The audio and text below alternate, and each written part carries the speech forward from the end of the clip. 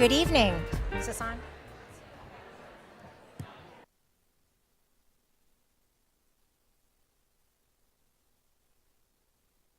Is this on? Yes. Hi. Good evening, everyone. Welcome to Crystal Bridges and this wonderful event tonight. My name is Austin Bailey. I am Chief Curator here at Crystal Bridges, and it's my great pleasure to welcome you to tonight's lecture with Cheech Marin in conversation with Maximiliano Durón. I'll begin with our Indigenous peoples acknowledgement, and please silence your phones. We are live streaming with Arkansas PBS. As Crystal Bridges and the Momentary, we recognize our role as settlers and guests in the Northwest Arkansas region. We acknowledge the Caddo, Quapaw, and Osage, as well as the many Indigenous caretakers of this land and water. We appreciate the enduring influence of the vibrant, diverse, and contemporary cultures of Indigenous peoples. We are conscious of the role in colonization that museums have played. As cultural institutions, we have a responsibility to engage in the dismantling of historical and systemic invisibility of Indigenous peoples past, present, and future. We choose to intentionally hold ourselves accountable to appropriate conversation, representation, connection, and education to facilitate a space of measurable change. Tonight, we have the pleasure of welcoming two brilliant speakers who are making change every day to discuss the significance of Chicano art and the evolution of the field over the decades and the ways in which Chicano art reflects the experiences and perspectives of Chicano communities. They will also discuss the connections between contemporary Chicano art and the work of Diego Rivera, the renowned Mexican painter and muralist whose work is the subject of our current exhibition, Diego Rivera's America. We do want to express our appreciation to the generous exhibition sponsors, Goldman Sachs, Christie's, Coca-Cola, Avocados from Peru, Shelby and Frederick Gans, Blakeman's Fine Jewelry, Esther Silver Parker, the Halpern Foundation, Jim and Susan Von Gremp, and the Cardinal Four Foundation. We would also like to thank Mailco for their continued support for our lecture programming, and to PBS for their support on live streaming these important public talks. Please join me in thanking our sponsors.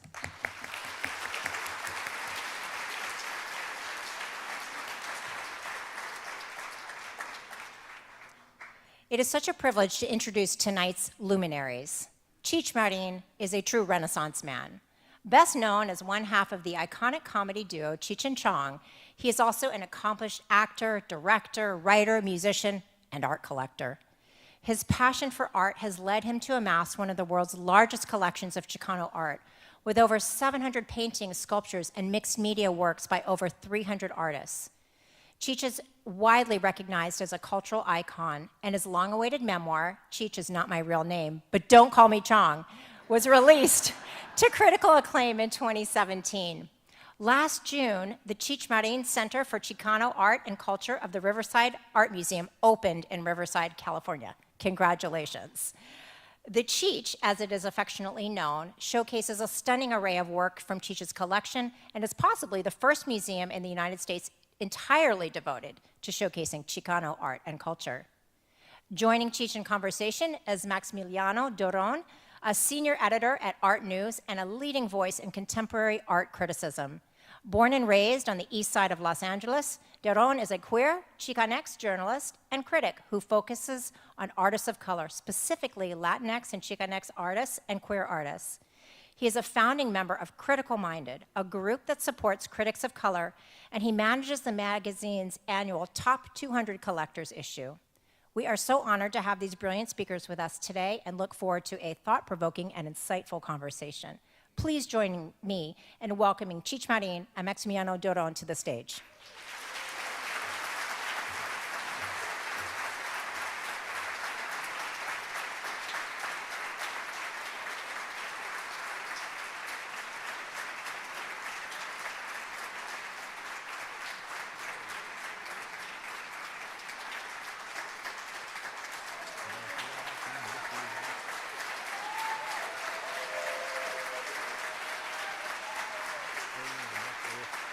Piece of tin foil, I'll put it together, handle I'm a Chicano mechanic. Chicano mechanics, they can do stuff. They can, get stuff done, and they cut through the bullshit. Okay, I want to be a Chicano too. From that day forward, I call myself a Chicano.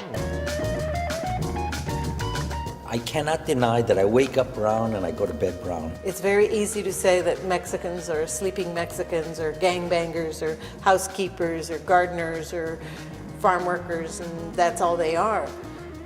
But Chicanos are a lot of things. We weren't Mexican. We weren't American. We were in between. It becomes this ton of bricks on your shoulders. It was kind of derogatory term. Just communicating this visual imagery that we grew up with. I was an artist, but I was going to be a Chicano artist. But everybody thought about it because of our social circumstance, because of our economic status. They said, oh, that's peasant work. And this fight is constantly evolving. Calligraphy was graffiti. Sculpture was lowriding. A Chicano was a Chicano, a Mexicano was a Mexicano, a Japanese, and all are more. Being Chicano is like being proud of that, as opposed to try to distance yourself as much as possible. I want other Chicanos to recognize themselves in the artwork and feel proud of our culture. We need to be counted. Chicano to me defines my Americanism. If America's composed of immigrants, then this is the ultimate American school of art.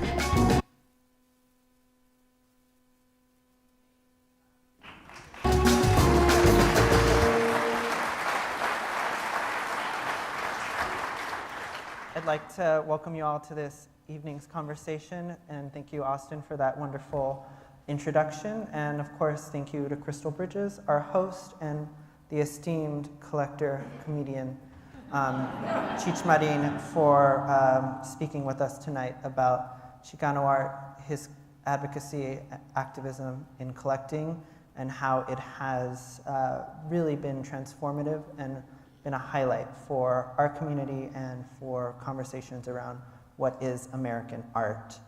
I think we should go to the next slide.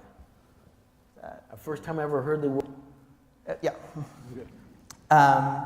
And you know, I will start by introducing, as Austin said, I manage our annual Top 200 Collectors list, which Cheech first entered in 2017, and I think that was a real shift around with another group of collectors who were entering at that time for us to diversify our list, and that has really set the stage. But Cheech's collecting starts decades before that, so it took a very long time for him to be recognized by a national publication such as ARTnews, unfortunately.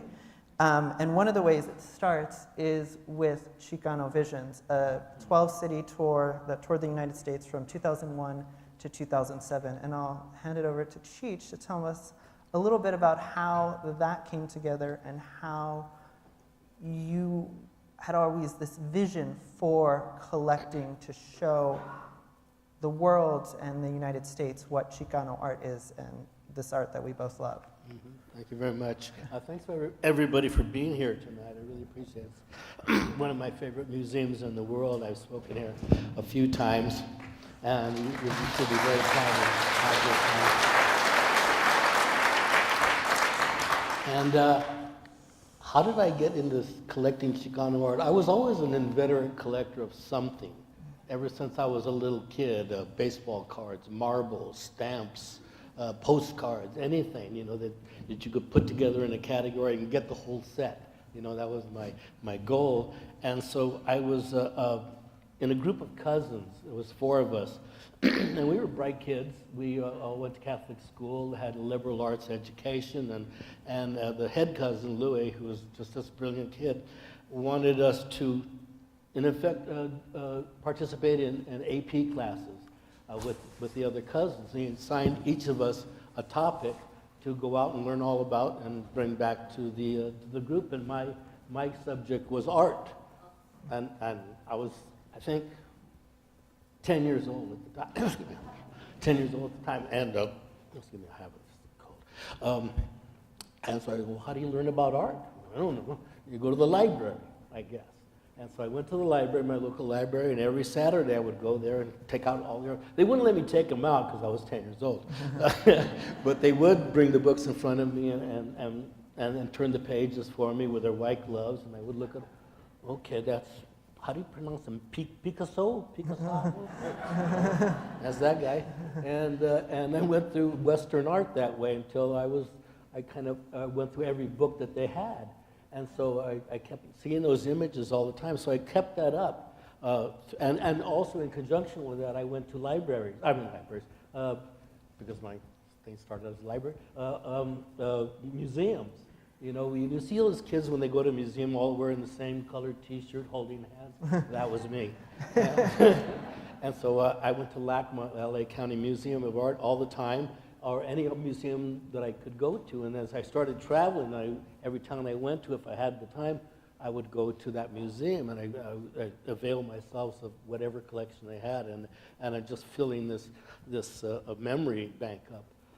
And so when all of a sudden I got into a position to collect art, being with the success of Cheech and Chong, that's exactly at the same point that I discovered Chicano art. And it's not like these painters had been not seen before, because they had a couple shows and they were kind of a little bit known, but there was no great push, and they were still being excluded from museums and galleries, and it was a tough way to make a living as a painter anyways. Mm-hmm. But being a Chicano painter was double tough, you know, so I saw these, and I recognized what it was right away, because it was built on all the art that I had been seeing all my life. And I go, these are guys, and women, get him out of here. These painters, I saw what they were doing right away, and I saw what their art was built on. And it was all influenced by international art. They were all graduates of either a university or art school, or sometimes both. And so they were influenced by everybody that had come before them, not only just Chicanos or just Latinos or just Mexicans. And so this is really good. It was, you know, for me, it was like hearing the Beatles for the first time. You knew the music, and it was very familiar. It was Chuck Berry and Jerry Lee Lewis and Elvis, and you saw what it was built on. So it was the analogous situation with these Chicano painters. You saw what their influences were under a Latino lens. And so I go, this is really interesting. So I was a perfect storm. I knew what the art was. I had money to collect it, and I had celebrity in order to proselytize for it. And that's the most important thing. Because a lot of people have money. A lot of people are famous, but they're not given the opportunity to be in that position to open up a new avenue for all these artists. And so I started collecting, and my collecting gene jumped into high gear, and I didn't have any competition in the field at the time. You know, there wasn't anybody out there collecting Chicano art on a big scale, so all the masterpieces of Chicano art were still available for purchase. Okay, how much is that one? $20. Yeah, I got that right here, you know. And so I started amassing all this art. But I realized very soon in that process that, you know, because I was influenced by the people I started meeting in the art world. You have to show this art. After you put this collection together, it does you no good under the bed or in the closet or in storage. People have to see it, or else it doesn't exist. Oh, okay. Well, how do you do that? Well, you put them in a museum. Oh, well, sounds good. How do you do that? Well, you need a sponsor. Okay, how do you do that? And so I began this journey of going from sponsor to sponsor, and General Mills, General Motors, anything with a general in it. I thought, these generals probably got money, you know, so start there, what the hell? And so I did my little dog and pony show for every corporate boardroom in America, and I got really frustrated because a lot of people wanted to, they got to the borderline, and then it didn't cross the line. And even the last one was the Army. the Army wanted to sponsor the show because they were the biggest employers of Chicanos in the country, you know.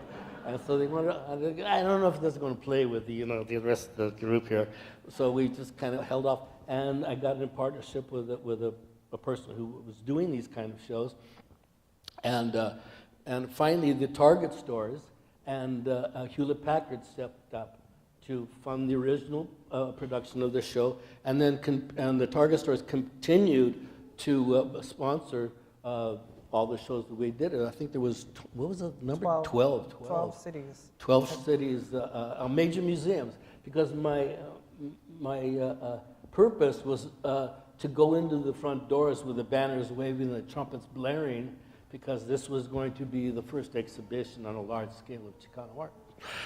So we started, we started doing that, and we lot of pushback from the establishment, not necessarily from the established establishment, but from the Chicano establishment, because the buzzword, Chicano, using the term Chicano was rife with strife.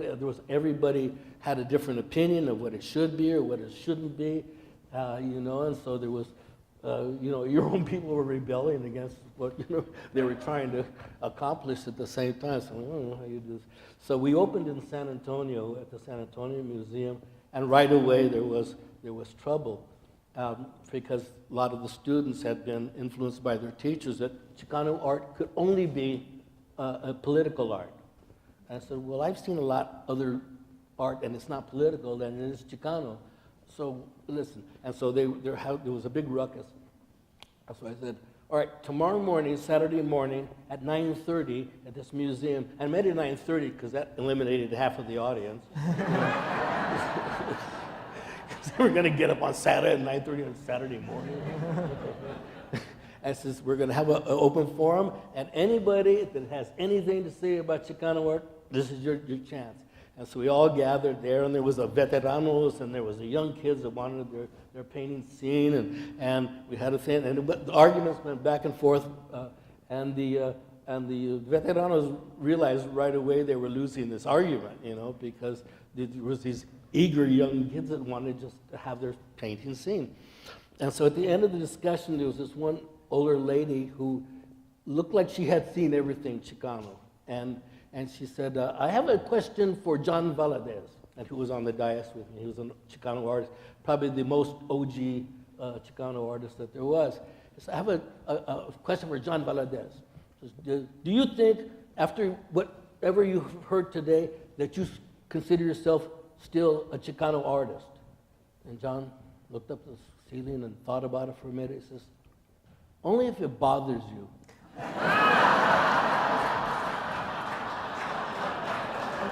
My hero! Like, okay, enough said, here we go. Have another beer on us, you know?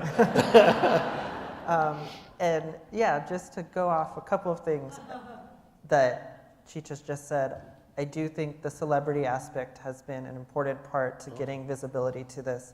And as you will see, this is the Cheech, which opened last June, almost about to celebrate a year, and I'm told have already surpassed their projections for their first year of visitors. And, you know, people who, when I visited and when my family who lives in LA have visited, there's always people lining up to get into the museum right when it opens. You know, it is very popular, it is very well attended, and it being in Riverside, in the Inland Empire, which has a very strong Latino, not just Chicano population, is also very important because it allows for people to see themselves represented, and that's, I think, part of what the mission has been. But going back to the museums, I remember when I interviewed you ahead of the opening of the Cheech, you told me that the Rijksmuseum, your visit to the Rijksmuseum was super influential to how you wanted to collect at a large scale, and I was wondering if you could tell that story a little bit. Yeah. I was in Amsterdam making a movie with my partner, Chong, and on my days off or whenever, any time, I would go to the local museum, and in Amsterdam was the Rijksmuseum, because it held some of my favorite paintings in the world, all the Dutch painters. And I went in there, and the first room I walked into was a whole room dedicated to the Night Watch, Rembrandt's probably most famous painting. And I'd always seen it in reproduction, you know, in a little image. Oh, there's a lot of guys, looks like it should be on a cigar box. Pretty good. I guess they had cigars in those days. Okay. So, but it's a huge painting. It's a huge painting, and it's almost a mural. And I just, wow, this is totally different than what I expected to see. And I stayed in that room for maybe an hour, just devouring every inch of this painting and what it meant and blah, blah, blah. And I was just flabbergasted when I went out of there. And so I went into the cafe that they had and had some lunch and a couple glasses of wine. And as I wandered out, I see a sign that said Vermeer that way. And Johannes Vermeer is also one of my favorite painters, you know, and I've seen every one of his paintings. And so I wandered in the room, and the paintings were tiny, tiny. They were like this big. Yeah. And I go, wait a minute, they're in the book, they're this big, you know. How can they be smaller in real life? That don't make sense. And so I was, you know, flustered, you know. And so a couple of days after it, I started thinking, I started collecting already, and I saw the opportunity. I said, I have an opportunity here to collect large paintings, museum-sized paintings, because I was the only one out there, and all the masterpieces of Chicano art were still out there available for purchase. I had money, and so I started setting about doing that. And so, but I didn't, you know, nobody has a big enough house. You know, most people don't have a big enough house to put these big paintings up, so they either went into storage or what else was I going to do with them? So I started organizing these shows. At the same time, I love these little paintings. I went to the National Museum in Washington. I always visit the National Museum every time I'm in the city, and there was an exhibition of small paintings, and they're that size, you know, and it was beautiful. And the room was packed. And I had gone there a couple times after that, and I saw the same people in the room. And there's something about the allure of small paintings. And this one collector said, yeah, well, we take these paintings with us wherever we go, whatever house we're in. We take them off the wall where we were to the new house. I said, well, there's an allure to these small paintings. You know, they're very personal. And so I started collecting both of those. And so after we did the big tour, I started, well, how am I going to keep this going? Because I saw that everybody was into it, it was getting a lot of publicity, and everybody's seeing Chicano art for the first time. And so I started subdividing the collection into smaller categories. Works on paper, works about women, small paintings. And I put a couple of exhibitions of small paintings on the road because you could get into small museums. You know, it wasn't like the Smithsonian, which we started off in, and you know, but you could go to Waco, Texas, and there wasn't a 5-year wait. You know, so this thing kept going, and the sponsors kept going. You know, so like, hey, we're doing good here. So we kept doing this, and now all of a sudden, you know, people started to know about Chicano art, and it was at that time that I came to kind of the end of the big spurt of collecting, and what am I going to do with this? I can't keep all these paintings under the bed or in the closet, you know. And oh, there's one of them. There's one of them. And this is Carlos Almada's The Sunset Crash, 1982. And so all of a sudden, I got this offer from out of the blue by the Riverside Museum. I had done a show there recently of works on paper, and it was their biggest show into attendance-wise ever.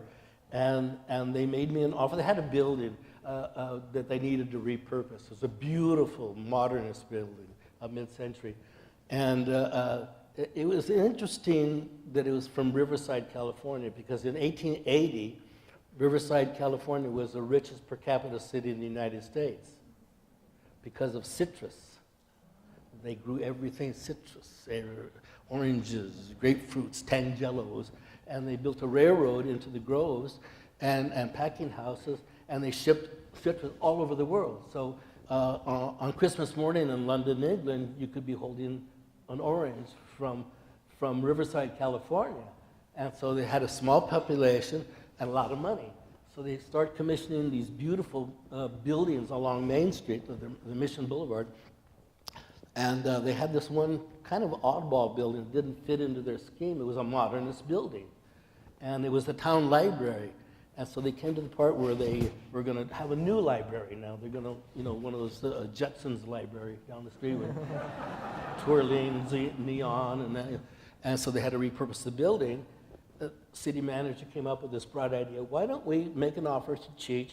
We'll give him the building. Well, we won't really give him the building, but the building will be there. And you give us a collection, and we'll keep it there in perpetuity, and it'll be the first Chicano museum. And at first, I didn't realize what they were saying. That you want me to buy you a museum? I'm doing pretty good. I don't know if I'm doing museum rich, you know. But they said, no, we want to give you the museum. You give us a collection and look. Okay. And the guy, well, what will we name it? And I quickly flashed on, well, the Broad is named the Broad. Why don't we call it the Cheech? And the fervor of the moment, everyone, yeah, we'll call it the Cheech. Yeah, okay. All right, Cheech, put up the sign.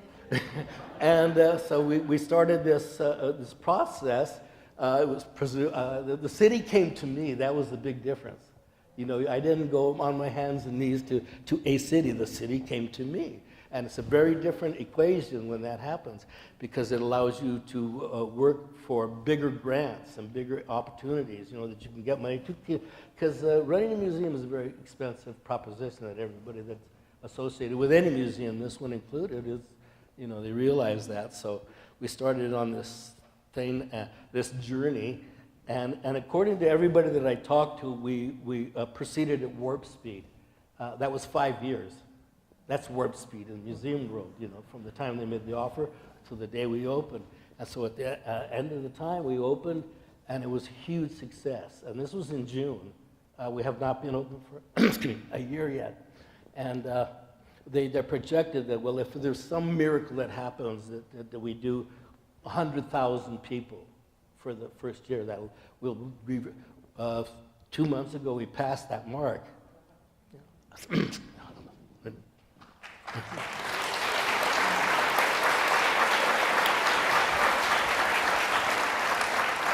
And so we keep on. Now we are on the road, you know. Now what I realized in this process, that there was nothing more expensive than a free gift. and it continues. But we're right on top, and it's actually the high point of my life, and all the creative things that I've ever done. To see people come into the museum every day and be, wow, I didn't know if I liked Chicano art or not, but I love this, and so there we are. And now in 2 months we're gonna hit the 1 year mark, and we're gonna keep on going. Perfect.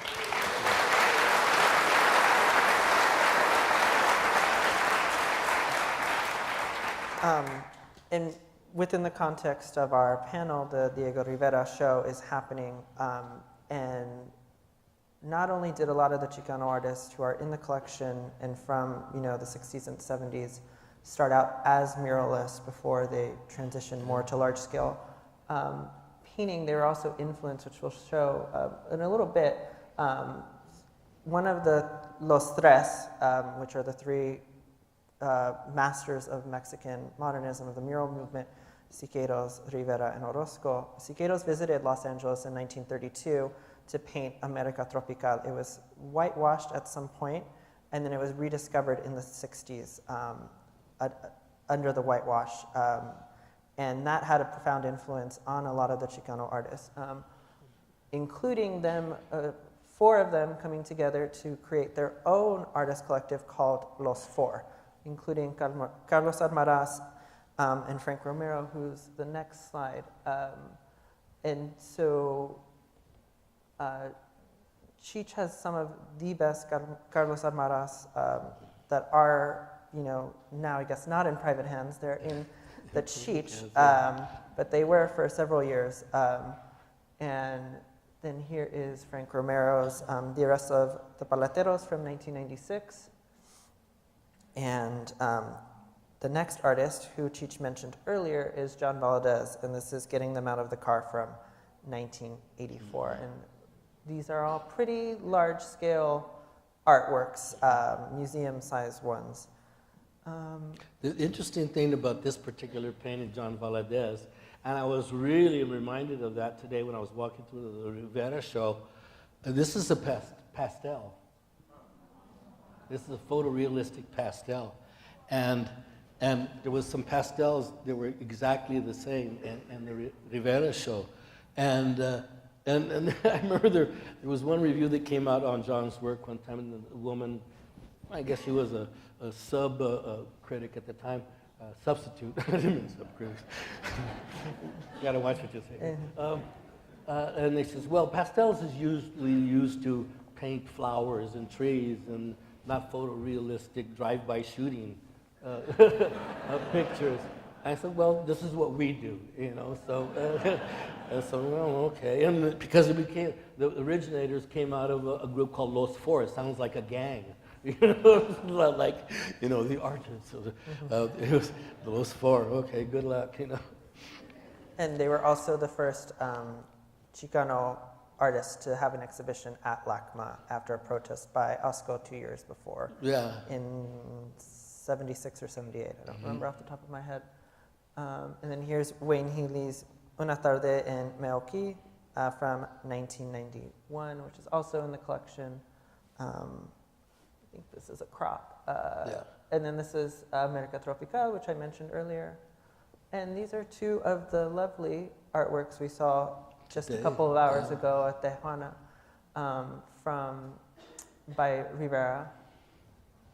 And a woman carrying several flowers, as well as calla lilies, which are some of Rivera's signatures. And I encourage anyone who hasn't been in to see the exhibition to go see it. It is quite phenomenal. This is one of only 2 museums that are showing this show in the world.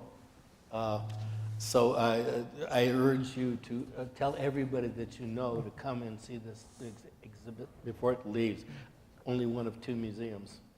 And that's a good transition to another work by Esther Hernandez from 2001, La Virgen de las Calles. And as you can see, you know, there are a lot of the, as Cheech mentioned, a lot of the Chicano artists have, you know, MFAs, they went to art school, they are very much in conversations with art history, even if that is not how they are often presented in the mainstream media and mainstream art criticism. But this is, you know, maybe not directly a reference to Rivera, but you can see some commonalities.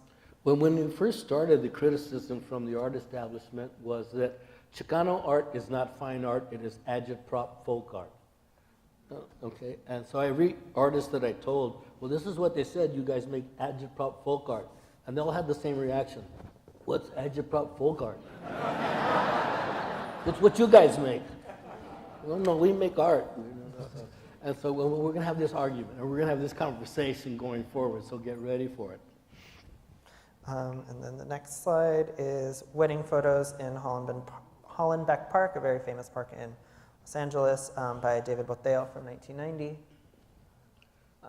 And then this is Vincent Valdez, who is, I would say, the next generation following, you know, Los Four and the artists from who started out in the late 60s, early 70s as part of the beginning of the Chicano art movement. This is Kill the Pachuco Bastard from 2001. Vincent was the youngest painter in the Chicano Vision Show. He had just graduated from RISD and from Brown University. And it was one of the most prestigious art schools in the United States, and nobody expected Chicanos to come out of that. But he did, and when he got there, figurative painting was not in vogue. I don't know if it still is. But he was encouraged by one professor to keep on that road. He said, what you're doing is great. Forget what everybody else is doing. Stay true to what your vision is and what you feel. And so Vincent is becoming a big cheese now in the art world, and he's the youngest guy in the whole group. Yeah, and this is just a phenomenal painting that touches on a really important part of Los Angeles history, which is the Zoot Suit riots. in which several predominantly Chicanos, but also Filipino Americans, were viciously attacked by people in service for wearing their outfits because it was seen as, not part of the war effort, because they were wearing these fashionable clothes. Everything should be going toward, war effort, yeah. Parachutes, military outfits, and such. This was a factual event. This actually happened in Los Angeles, where the mayor and the police department gave free rein to there were Navy guys, sailors. That's what they call them, sailors. And they came in and they wreaked havoc in East LA, and these were young kids. They're 14, 15, 16 years old. They were wearing these flamboyant. They were like the punks of that generation. And wearing these flamboyant zoot suits, and they stripped them naked, and they cut their hair, and the powers that be just turned a blind eye. But it was an event that really happened, and it really caused a whole anti-reaction that is kind of still going on today, but not as in the same manner. And this is El Verde by Cande Aguilar Jr. from 2020. Candelario is his full name. And there's a great story, I'm told, behind this piece, if you want to share it. Okay, let me make it up. The thing is Chicano art is overwhelmingly figurative art. Because we're telling a historical story that they want. Chicano art began as news from the front. This is what my neighborhood looks like today. And this is the things that we're going through. These are the people that inhabit it. This is what the people that inhabit this area do. So every generation that comes into this work and this group gives their news from the front. And it's a report, it's a timely report. And in that essence, it is agitprop, but it's not folk art. This is fine art, and it's readily available to see. But the question as it goes on is, where does abstract art fit into this thing? And because they knew about abstract art. They went to all the prestigious art schools, and I thought that they will emerge as the artists whose main influence has been abstract art. And how do they fit into the Chicano thing? Anytime you put a masked wrestler in a painting, you're edging towards Chicano art, But with abstract in it, this is a big painting too, because there was that, okay, we can't go beyond this boundary because that's not Chicano. There was a big argument, and all these kids who had gone to art schools were, what about all these, Picasso and Kandinsky and Jackson Pollock and everything that I love, as well as all the Mexican masters. Why can't that be a part of the conversation? We're American, so this should be part of our vocabulary as well. And so you started seeing emerging artists that come in and add parts of abstraction in it until they got to the full abstraction. And some people don't like that. Some people want to be figurative artists, and some people want to be abstract artists. And so we're accommodating both. But it's you get to a position where I don't know what Chicano art is, but I know what I see it, and it's one of those kind of deals, it's in tune with your sensibilities. And you recognize it. You recognize your neighborhood. You recognize the people in your neighborhood.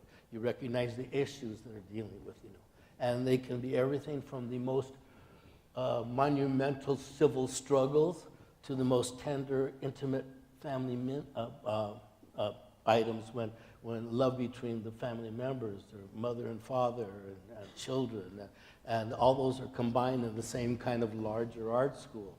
So it is particular in that way, and it's all-inclusive, and is also avant-garde at the same time.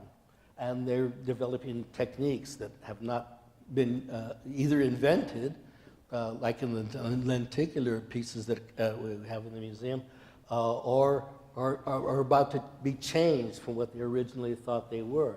And so that contribution is ongoing for the Chicanos.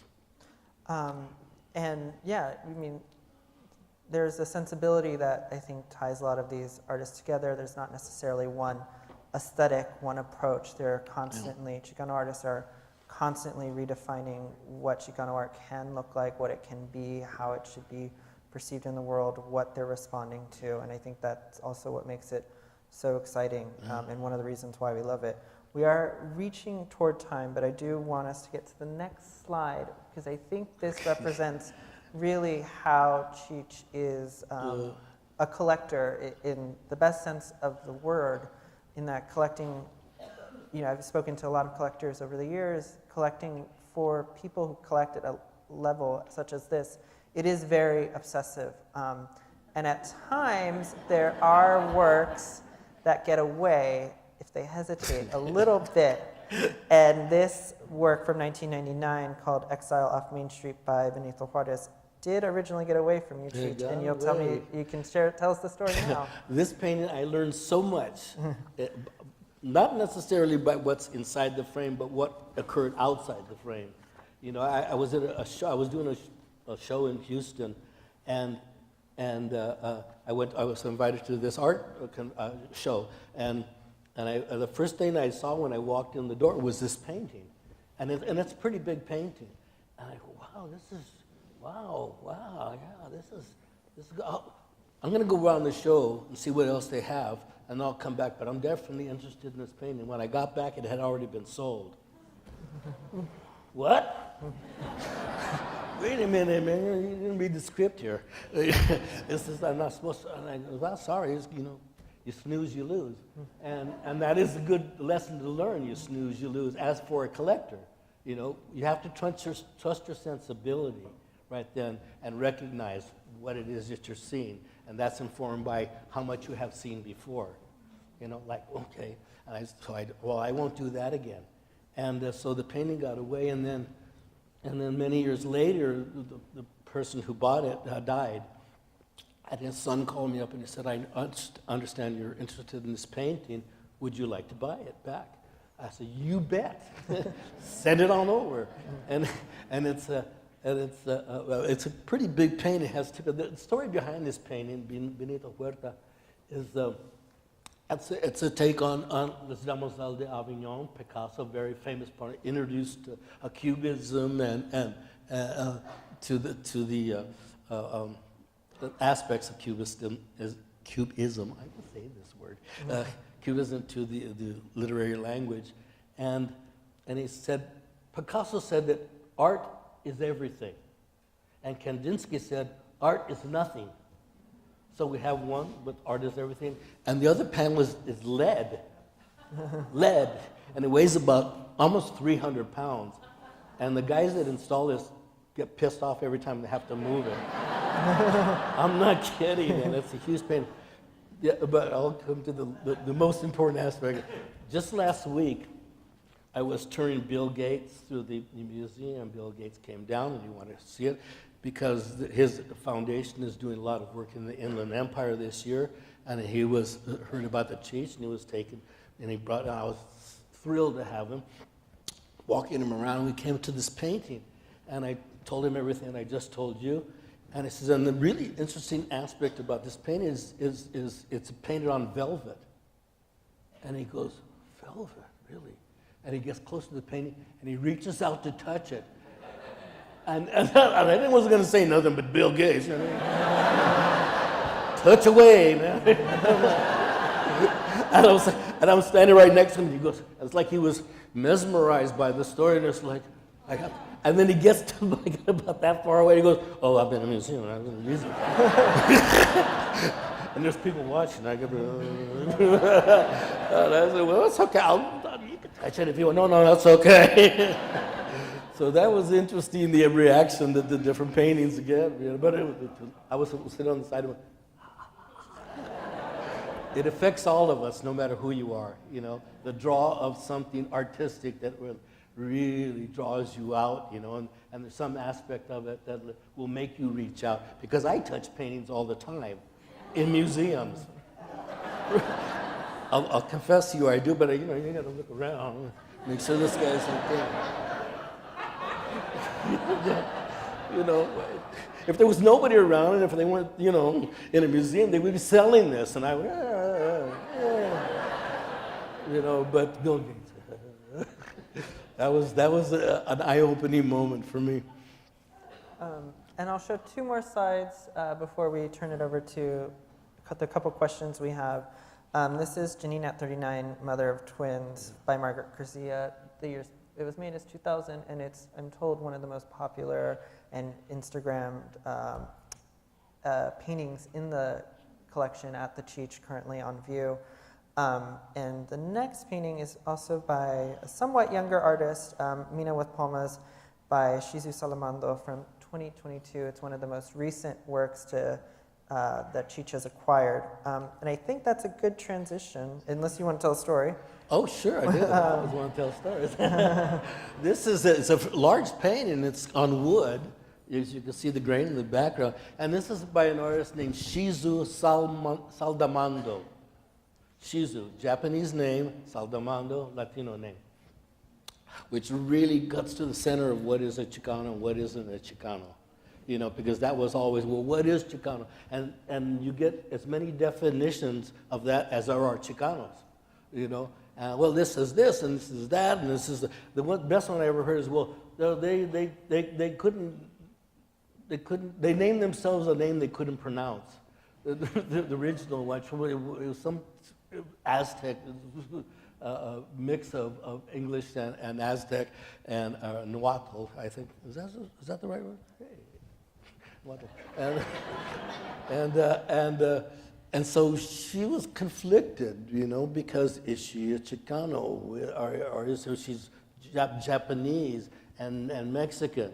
And that is the definition of Chicano, really, because everybody has a different definition. And Chicano, here's my definition, and I'm up here on the stage, so.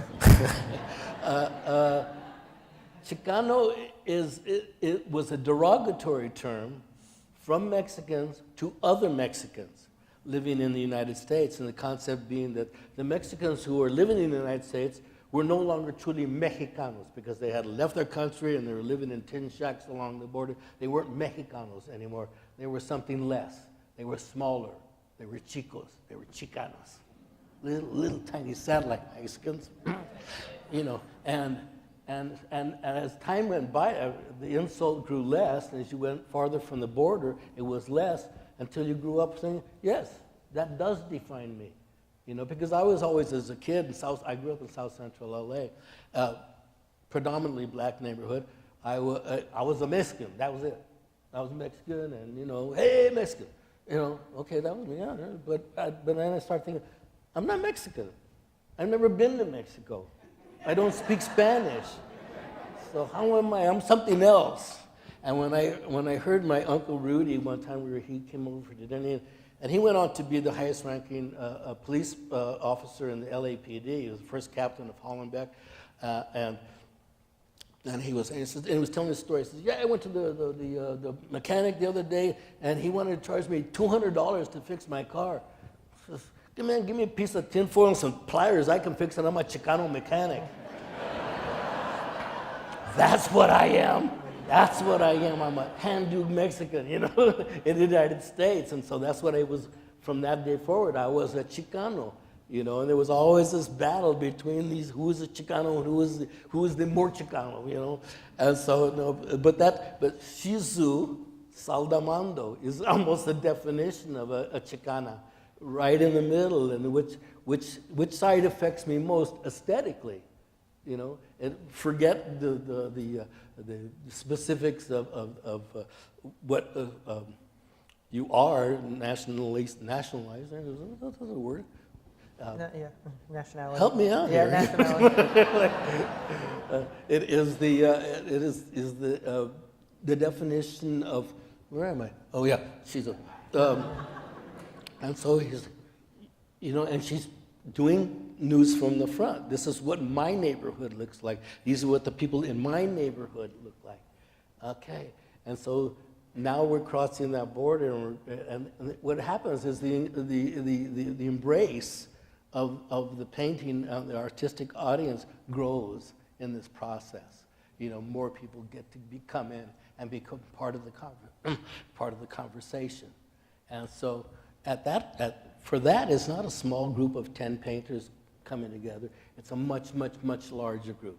And if you look at the definition of a school, a painting school, it is a small group of artists that went from 1964 to 1968. Blah, blah, and then start the post-Chicano period. Blah, blah, blah, blah. The art world tries to cut it down into little bite-sized pieces so they can study it, so they can, you know, define it. But the most important aspect of this whole thing is how would I put it? Help me out here, Max. So I do have a response to that. Going back to the mechanic story, Tomás Ibarra-Frasto, who is one of the most important scholars of Chicano art and helped really create language around this, comes up with a term called rascuachismo or rascuache, which defines the aesthetic that continues to this day and is also found in the late 60s and works from the 70s as well, that describes this can-do attitude to art making, to using what is available to create various forms of artistic expression at a very high level with, you know, even still these degrees, which helps credentialize them within the art world. And just to point out on Shizu, as you can see, those the floral parts, the leafage, are actually made from origami paper. And so it incorporates her Japanese heritage. She was in Phantom Sightings, which was a very important exhibition that originated at LACMA and looked at art from, I think, 1980 to then, several years ago at this point.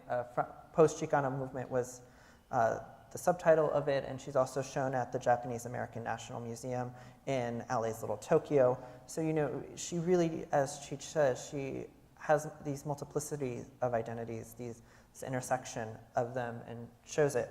And while I have you, I promised to read one question since we have about 3 minutes till we're at time.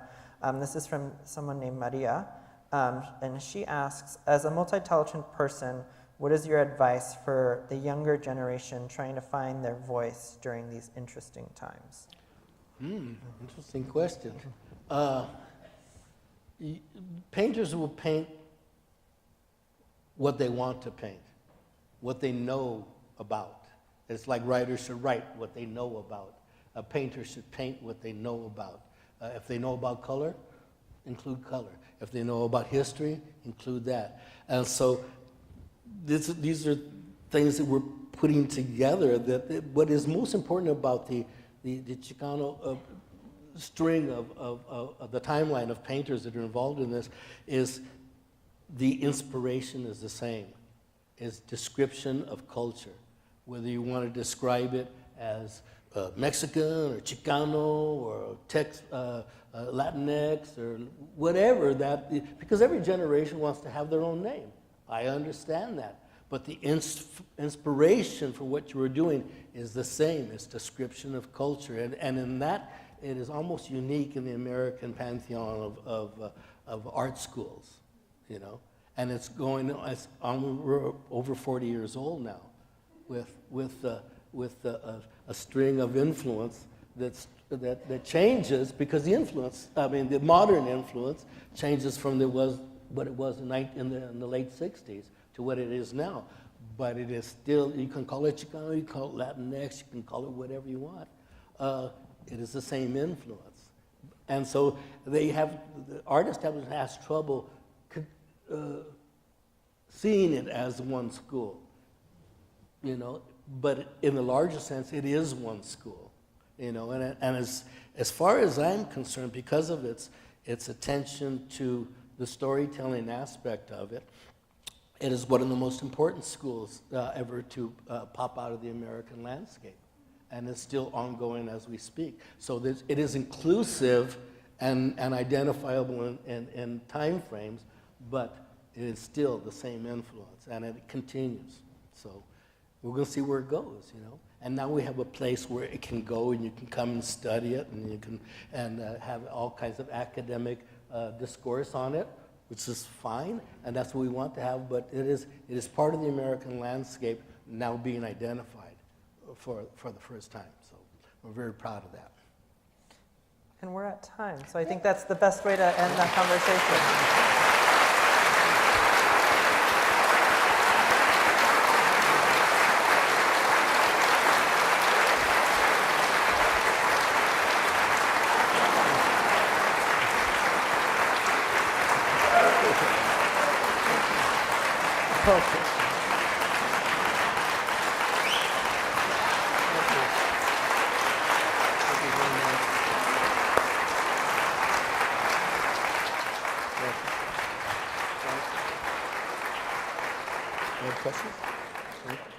We're going to take some questions now. No, that was big questions already? Those were questions, yeah, unless you want to answer. I'll for one answer more? some questions. Anybody got a question? Are there questions in the room? No? Yes, right in the back there.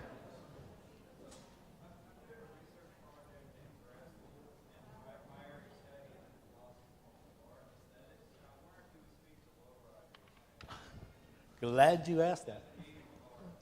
Oh, lowriders, because that's my next project. I want to start the first lowrider museum.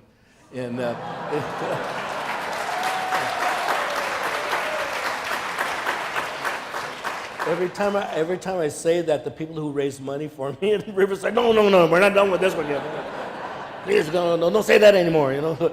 But lowriders, it's an international phenomenon. They have lowriders in Japan, they have lowriders in New Zealand or Samoa, anywhere you want to go. It is an American and almost distinctly American art form. And every time I said I'm going to start a lowrider museum, I get more applause than I just opened the Chicano Museum. Yeah, that's good, yeah, but lowriders! Yeah. And so that's our next project. We're going to start a lowriders museum there in Riverside. Glad you asked that. Yes, sir. El placer es mío, señor.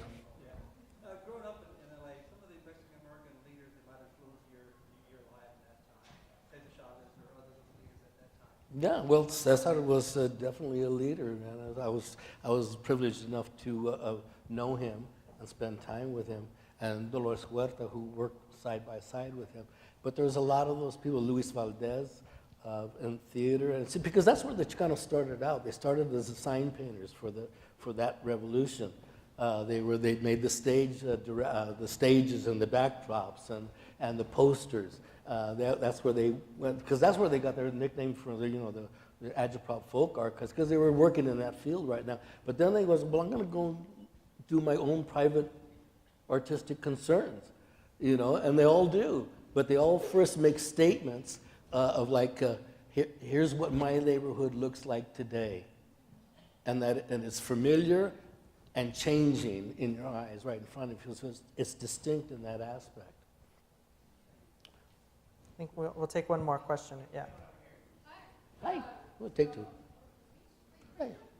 Ladies first. Everyone knows that art comes in all forms, including writing. Do you have any authors that you have taken a liking to throughout the years, whether they be Chicano or any other types of nationalities? In painting and in art? In writing. Oh, writing. Oh, wow. Yeah. I mean, I was an English major in college, well, as a second language. But I did well. Yeah, I'm a big fan of Walter Mosley, who I read all the time, and William Gibson, who I love, you know. I read all the time. My wife, I heard her over the phone one time. She was talking to one of her friends, my wife is Russian. She's here in the front row, Natasha.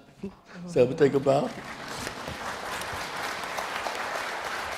And she says, I don't know when he does it, but he reads all the time. I'm a stealth reader, but I have a stack of books next to my bed, like, what's tonight? All right, that one, you know. But yeah, I love writing. I'm writing a novella right now called Hector, and it concerns a young Chicano boy growing up in LA who belongs to the world's smallest minority. He's a Mexican vegetarian.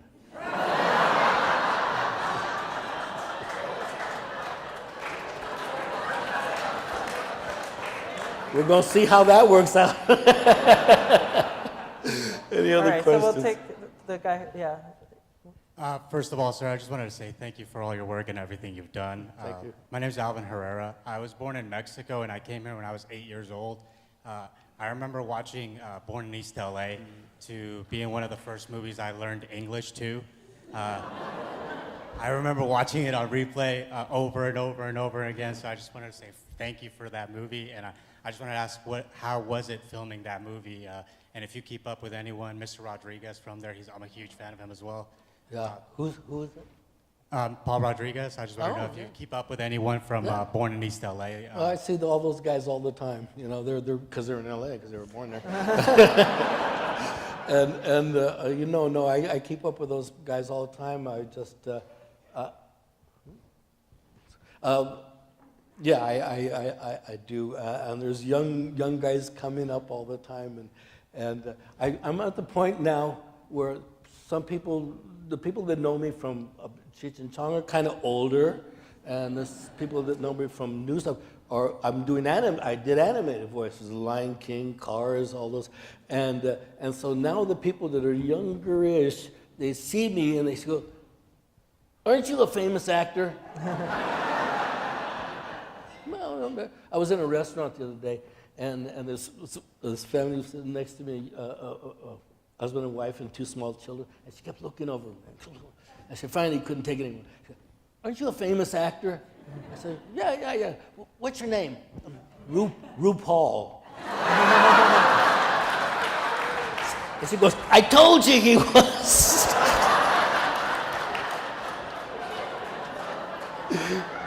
Fame is a fickle mistress, you know.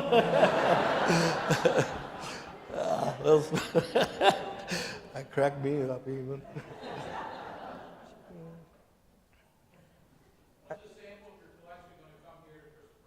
Well, we might. I mean, I would love to have a relationship.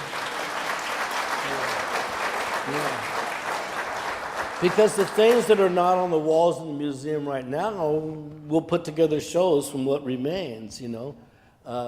And any requests, the people that know the collection, we'd love to travel samples of it.